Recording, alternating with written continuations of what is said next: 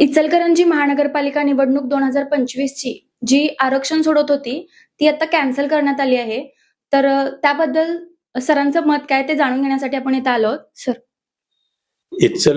महाराष्ट्र शासनाने स्थानिक स्वराज्य संस्थेच्या निवडणुकीमध्ये मोठ्या प्रमाणात गोंधळ निर्माण केलेला आहे. त्यातल्या त्यात महानगरपालिकेच्या निवडणुकी संदर्भात एवढी संभ्रमावस्था निर्माण केलेली आहे की नेमकं काय चाललंय हे कळत नाही आहे. पूर्वी 11 तारखेला आपल्या नाट्यगृहामध्ये आरक्षण झालं. त्यामध्ये ज्या निवडणूक आयोगाच्या डायरेक्शन होत्या त्या पद्धतीने हिनं आरक्षण केलं असं ह्या प्रशासनाचं मत आहे.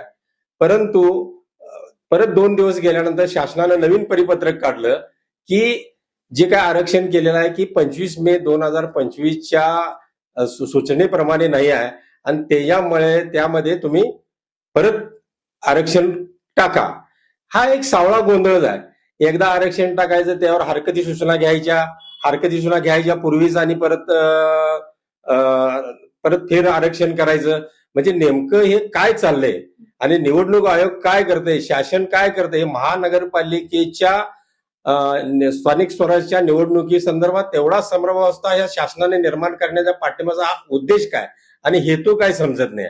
आज कुठलेही आता सत्तेत असणाऱ्या लोकांनी हे म्हणजे खरं म्हणजे हे प्रश्न उचलून धरायला पाहिजे. कारण भाजप असेल, शिवसेना शिंदे गट असेल किंवा राष्ट्रवादी अजित पवार गट असेल, या लोकांनी या संदर्भामध्ये निवडणूक आयोगाला हा काय खेळखंडोबा चाललाय काय? सामान्य नागरिकांना, सामान्य जी काय जनता आहे त्यांना काय चाललंय हे नेमकं कळलं झालंय. आज जी परिस्थिती आहे, मतदार यादीच्या प्रमाणात पण बघितलं, मतदार यादी 6 तारखेला प्रसिद्ध होणार होती. त्यानंतर त्यावर हरकती सूचना घ्यायच्या. 6 तारखेला प्रसिद्ध न होता त्याची मुदत वाढली, 14 तारीख केली. 14 तारखेनंतर आता 20 तारीख केलेलं आहे. म्हणजे नेमकं यांना करायचं काय आहे? त्यातनं शासनाचं म्हणा किंवा आमच्या नगरपालिका प्रशासनाचं धोरण स्पष्ट होत नाही आणि हे चाललेलं आहे सर्व बेकायदेशीर काम चाललेलं आहे आणि हुकुमशाही पद्धतीने कामकाज चालवलं आहे. याला कुठेतरी आळा घातला पाहिजे आणि येणाऱ्या निवडणुकीमध्ये ही जनता ज्या लोकांना धडा शिकवेल